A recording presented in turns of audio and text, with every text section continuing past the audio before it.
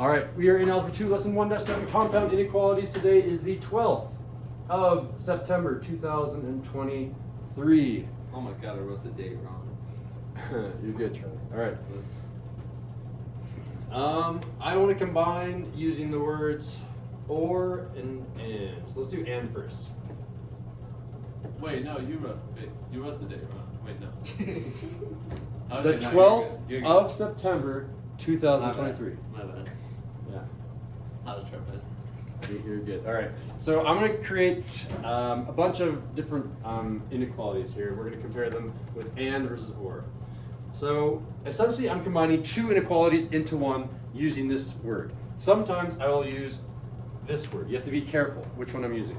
If I'm using the word and, they get combined slightly different. So let's take two inequalities. Let's take an inequality that looks like this and an inequality that looks, I want to do it above the line so it can actually be seen. And an inequality that looks like this. So for the sake of this number line, there's a 3 there. Oh my goodness. There's a 3 there, and there's a 1 there. And we'll always say that 0 is over here. Two different inequalities. If I want to write these down explicitly, I can say that x is greater than or equal to 3, x is greater than or equal to 1. If I combine these with the word and, if I say x has to be greater than or equal to 3 and x has to be greater than 1, I want to convert these two into 1. There's 0. What's the answer? I don't know, but why? Let's test this. Is the number 0 greater than or equal to 3 and greater than or equal to 1? Potentially. You shake your head one way or the other. It's one or the other. That's distracting.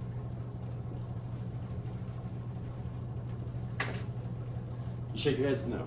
Is 1 greater than or equal to 1? And is it also greater than or equal to 3? Come on, you gotta shake your heads, guys. The answer is no. So that's not in the solution. So 1 is not in the solution. What about 2? Is 2 greater than or equal to 1? And is it also greater than or equal to 3? No. What about 3? Is 3 greater than or equal to 1? We nod our heads yes. Is 3 greater than or equal to 3? We nod our head yes. That's the first spot that we're actually allowed to be. And then we can ask the number 4. It's number 4 over here. Is 4 greater than or equal to 3? Nod our heads yes. Greater than or equal to 1? Nod our head yes. In fact, every single number from here on out will be greater than or equal to 3. So these two get combined into this one. That's different than another scenario. Let's do the same thing down here for an or. Give yourself, Charlie, enough room for 4 problems. So there's 1, 2, 3, 4, and then I'm going to start down here in terms of spacing. So let's do that same number line where we had a 0 and a 1. That's supposed to be a 1. And another number line with a 0. Maybe I should do my ors over there because I'm going to run out of room. I need 4 more examples down there. In terms of just spacing, I'm going to go to the right board. I'm going to put an or over here. So I have 2 different number lines, 0, 1, 3, 0, 1. Oh, come on, Mr. Siddle. My brain's not working. 0, 1, 3. We had this one and this one. Once we combine these with the word and, these ones are going to be combined with the word or. So x is greater than or equal to 3, x is greater than or equal to 1. Now I'm going to combine them with the word or. So this is not exclusive or. There's 2 different types of or. There's inclusive or, which is the default or, and there's exclusive or. Anyone want to explain the difference between the two? You've never heard that before? This doesn't necessarily need to go in the notes, but I'll write it down over here. So I don't have to write it? No.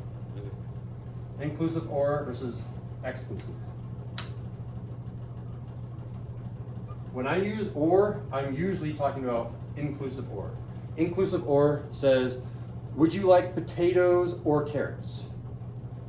If you like one of those, you're like, yeah, I like potatoes or carrots. You actually like potatoes, but you don't like carrots. So that's inclusive or. If I say exclusive or, you have to choose one or the other. So what would be example? I don't know this well enough to give an example, do I? Exclusive or, if I like carrots or potatoes, And that's an and. I'm getting my inclusive versus exclusive. I need to look this up and then talk about this because there is a difference here that doesn't matter for us. We're doing inclusive, I'm pretty sure though. So let's try this. Is 0 greater than or equal to 3 or greater than or equal to 1? No. Neither. Is 1 greater than or equal to 3 or greater than or equal to 1? Yes. It is, because it was true for one of them. So for the or, it has to be true for 1. I'll write this under here. True for 1 or more. For the and, it has to be true for what?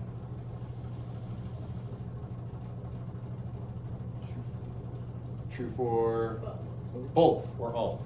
Because what if I had 3 of them? Then I'm going to say both. I would just say all 3 of them, right? Feet down. All right. So what's the solution? We can describe the solution.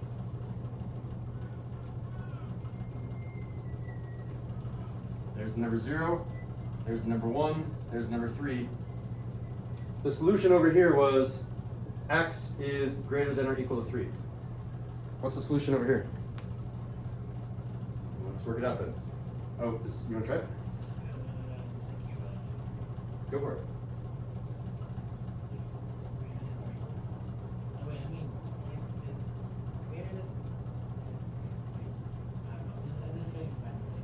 It's definitely going to be x is greater than or equal to something. No. Let's try it. All right, let's test. Is 0 greater than or equal to 3 or greater than or equal to 1? Nod your head, one way or the other. Good. Is 1 greater than or equal to 3 or greater than or equal to 1? It is, because it was greater than or equal to 1. It has to be true for at least one of them. So that one was true. Is 2 greater than or equal to 3 or greater than or equal to 1? Yeah. Yeah, because it's greater than or equal to 1. Is 3 greater than or equal to 3 or greater than or equal to 1? Yeah, because it's greater than 1. And it actually satisfied both the conditions. It doesn't matter if it satisfies one or all of them. This one is just greater than or equal to 1. Notice the difference. These were the exact same problems. One of them was an and, one of them was an or. The difference is one is greater than or equal to 3, one is greater than or equal to 1. And it's really based off this condition. Is it true for one or more, or is it true for all? So there's 3 other possibilities for each of them. There's a total of 4 different ones. What if I go in opposite directions? What if I go like this? So here's the 2 graphs. What if I have, let's go ahead and say, I'm going to make the points 0, 0. I want to do the same consistent thing over and over. Let's say 3 is here, let's say 1 is here. And now my functions are going to go, 1 is to the right and 1 is to the left. I'm going to combine both of these. So again, if I'm putting the algebra on this, so I'd say x is greater than or equal to 3 and x is less than or equal to 1. What's the answer? So there's 0, 1, 2, 3, etc. Okay, you just go through it one by one if you can't figure it out. Is the number 0, is it at the same time greater than 3 and less than or equal to 1? It's true for less than or equal to 1, but it's not true for greater than 3, so the answer is no. So you can say, not there, okay. 1, is 1 greater than or equal to 3? No, automatically excluded. 2 is not greater than or equal to 3, automatically excluded. Okay, 3, here we go. Is 3 greater than or equal to 3? Finally, it's yes. But is it also less than or equal to 1? No. So no solution. So there's no solutions.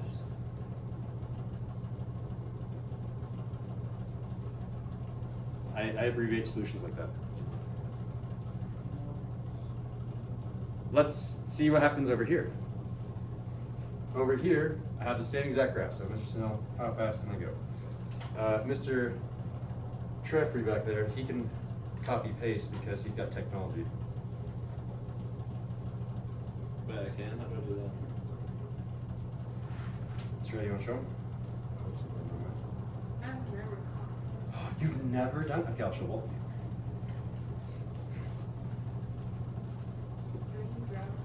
Yeah, so grab it first. Just grab some blue and copy. What do I want to copy? For example, I'm going to grab that full graph.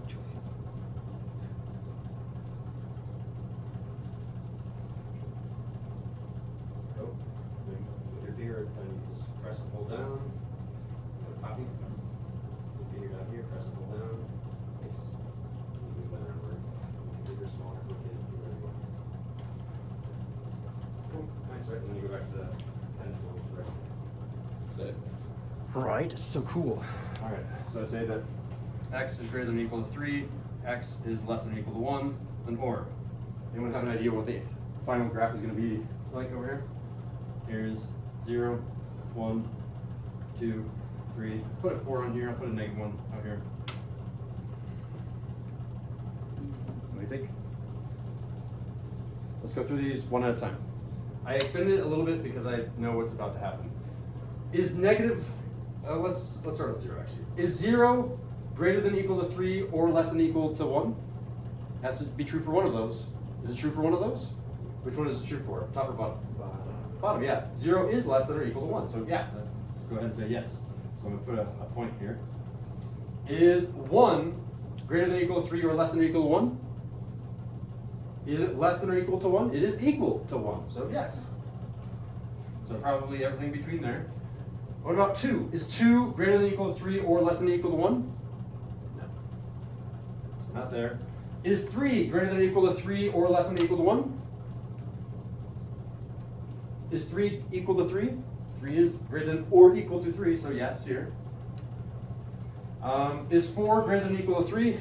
It is. Anything greater than or equal to 3 will be in the solution, so everything out that direction. And anything less than or equal to 1 will always satisfy that condition, so it's actually all the way out that direction. And this graph turns into that graph. You just kind of squish them together. Seems pretty straightforward so far. Yeah. So the ors, they seem to kind of just squish everything together. If there's overlap, it doesn't matter. So how do we say that thing? You basically repeat that. You can't do anything else. You say, oh, it's both of those. So the answer here is you rewrite this. You say that it's x is greater than or equal to 3 or x is less than or equal to 1. You can't do anything. It's kind of silly. You have to rewrite the problem. That is the graph of x is greater than or equal to 3 or x is less than or equal to 1. Okay, I'm done with the first two graphs. How's Charlie doing? You want like a minute to catch up, Charlie? No? Okay, I move on. Same graph again. So I have 0 and 3. I have 0 and 1. All right, what happens if this point is still pointing to the left? I'm trying to think of the other scenarios here. What other scenarios can I give you? So there's overlap. What else could we have happen? I guess this line could turn around, but you'd see what would happen there. I think those are the only two scenarios, right?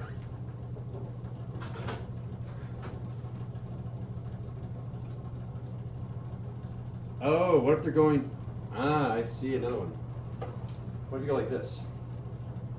What if this one is going to the right and this one is going to the left? So that's going to be x is less than or equal to 3, x is greater than or equal to 1 with an and. I'll write it down again over here while you try to think about the answer for this one. So I have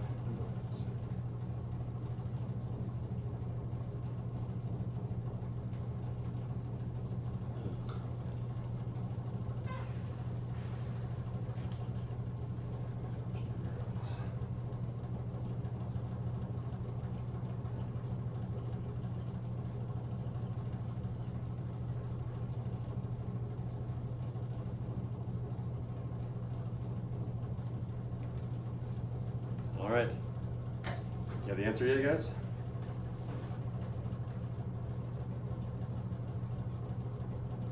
Remember, for the and, you have to satisfy both of them. So let's test 0. Is 0 less than or equal to 3? Nod your heads. Is it greater than or equal to 1? It's not greater than or equal to 1, so we have to say no for that one. Okay, so it didn't satisfy that one. Okay, what about 1? Is 1 less than or equal to 3? Okay, so is 1 greater than or equal to 1? Oh, so therefore, if these both are true, then that one has to be in there. Okay. Is 2 at the same time less than or equal to 3 and greater than or equal to 1? It is. Is 3 less than or equal to 3 and greater than or equal to 1? Nod ahead, yes. We need some more data points to check. Is 4 less than or equal to 3? We can stop right there. No, it's not. So it looks like the answer is only in between 1 and 3. So the way that you do that, just a line in between 1 and 3. how do you say that? There's one way that I think is gonna, I should check the answers.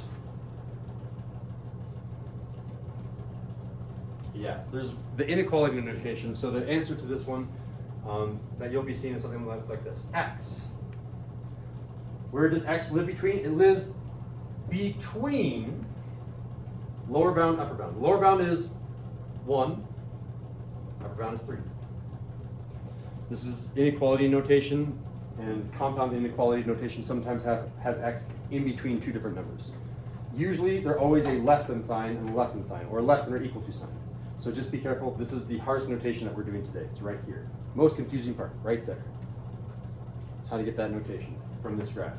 Whenever you have just a one line with no arrow, it will be tricky. All right, and then we have to come down over here. How do I do this one? So let's go ahead and test. I have a 0, 1, 2, and 3. All right. If it satisfies either one of these, you nod your head yes. Is 0 less than or equal to 3 or greater than or equal to 1? Yes, because it's less than or equal to 3. That's the point. It's supposed to be a close point. Is 1 less than or equal to 3? No. Is 2 less than or equal to 3? No. It satisfies one of the conditions, therefore it satisfies the OR statement. Is 3 less than or equal to 3? No. Now let's check 4. Is 4 less than or equal to 3? No. But is 4 greater than or equal to 1? Yes. So it's literally what? What do we do? Just keep the line both ways. Yeah. So the way that I would write that, kind of erase this, and I just have a line that says everything. How do I say everything? All solutions. Oh, he remembers. Very good. Yes. The fancy R, which stands for. Very good. What the heck is that? R is the way that you say all real numbers. You can also just say all solutions or infinite solutions. There's a bunch of different ways to say this. But this is, well, I should check your answer key. What does it say? Uh-oh. I didn't put one of those on the classwork, Mr. Sundell. Can I see the back of your homework? Just check to see if it has one of those. Oh, I did put one on there. Well, the quiz might have one of those, so I apologize that the homework and classwork didn't do a very good job of preparing you for that. Those are, I believe, all 6 possibilities that you'll be facing. I thought there were 8, but I realized that one of them was a copy of the other, so it doesn't really matter. One of them is, God, that thing is hard to write. I'll put it up here, but I'm not going to explain it in depth. It's this one, but just flip it around so they're both going to the left. So it'd be the equivalent of this. 0, 3, 0. You don't have to write this one, Charlie. 1. Going to the left. Going to the left. It has the same answer. It's where it's true for all of them. So it's true for all of them. And here's my quick little shortcut. Are you guys ready? Draw a line right here. Does it hit both lines? Where? Does this hit this arrow and this arrow? Yeah, so it's true. Do I hit all the lines? Yes. Do I hit all the lines? Yes. Do I hit all the lines? Yes. Do I hit all the lines? Yes. Do I hit all the lines now? Nuh-uh. No. So then you're done. The and statement, another way of saying that out loud is wherever you have both lines, or all lines, because that's usually the word both or all. And then over here, you can hit any line. So if you're drawing a line, yep, that's a solution. Yep, that's a solution. Yep, that's a solution. It hits them all here, but not here. That's not a solution, because it doesn't hit any lines. Yes, solution, yes, solution, yes, solution, yes, solution, but not in here, because it doesn't hit any lines. Essentially, you're just drawing vertical lines, and you're trying to figure out, do I hit it at least once? Do I hit it at least all, or hit them all the time? That's our lesson. I'm really bad at doing this, but should have started with our objective. Our objective this lesson was to be able to combine 2 different linear inequalities using only the words and or. How well do you think you can do that based off of those? I haven't even given you a practice example. This is just the key that you're going to be using essentially. How are you feeling about this? 4, 4, 4, 4, and what do you got, Charlie? 5. Wow. All right. I did like a